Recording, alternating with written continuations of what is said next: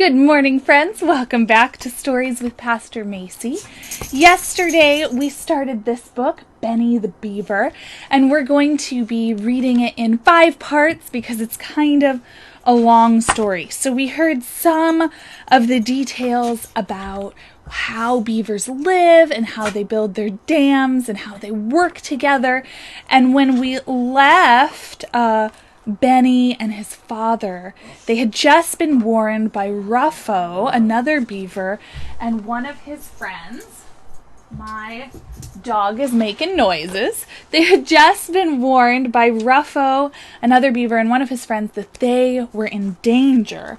And we knew that there was a coyote waiting behind the rocks. So let's start part 2 of Benny the Beaver, and see what happens. Benny and his father heard the warning, dropped their branches and ran for the water as fast as they could go. They hit the water with a splash just as the coyote opened his mouth to nab Benny. All he got was a mouthful of cold water.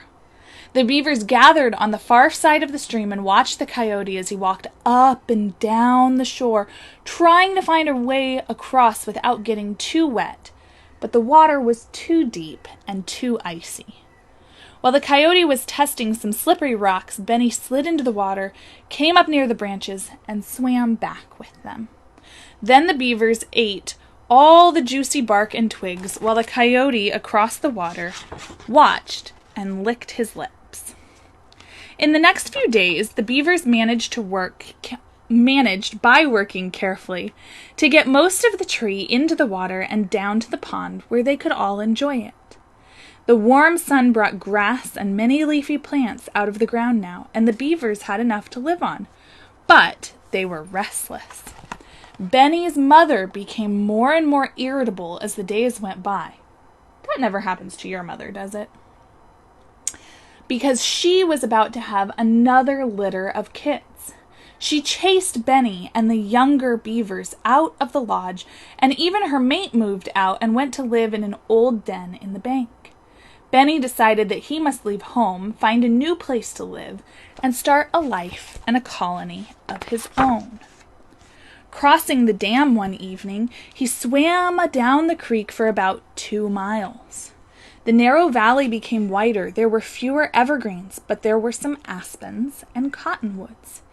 It was a lovely evening, and the smell of blossoms was in the air. Then, near the creek, Benny saw something. A beautiful grove of trees, enough to last for a long time. The trees were young and looked sweet and juicy. They had white blossoms on them. That was what he had smelled. He cut down one of the trees and ate all he could of the tender bark, twigs, leaves, and blossoms. This was a wonderful place. He dug a hole in the bank and went to sleep for the day. Benny did not know that he had cut down an apple tree in a farmer's orchard.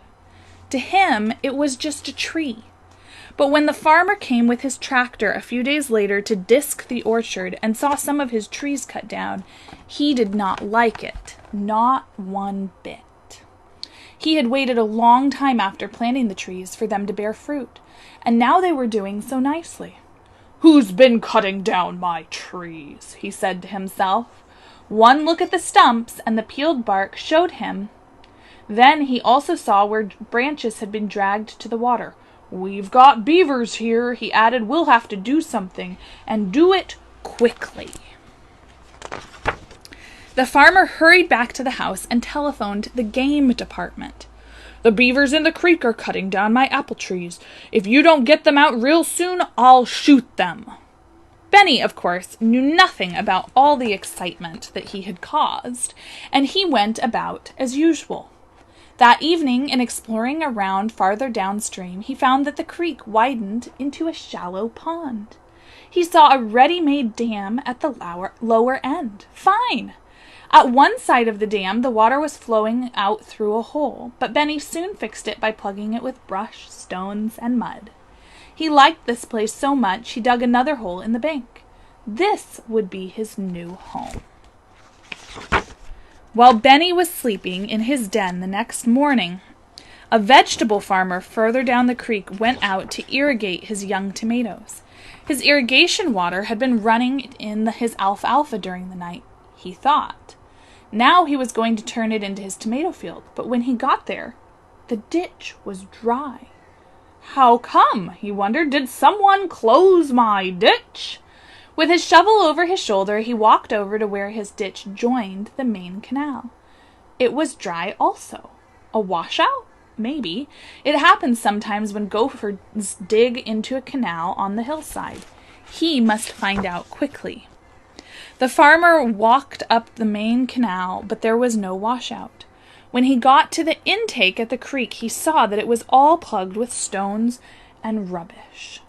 Somebody just doesn't like us, he snorted as he cleaned the opening and let the water flow in again.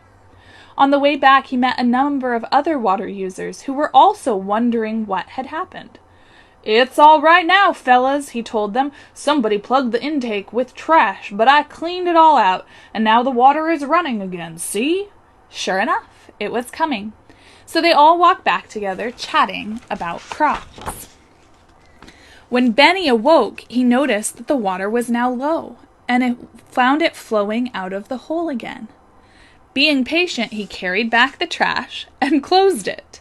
Then he cut down a small poplar nearby and ate part of it. To him, this place had real possibilities. Of course, the dam would have to be raised and the ditch problem solved. Next morning, the farmers, again without water, gathered at the intake to see who was troubling them. The ditch was blocked again. This time they saw the tree Benny had cut. So, it was a beaver. They called the game warden right away. That's where we're going to leave off for today. Come back tomorrow. We will be reading the third part of Benny the Beaver, and we will see what happens with Benny and the game warden. I hope you have a wonderful day, and I'll see you again soon.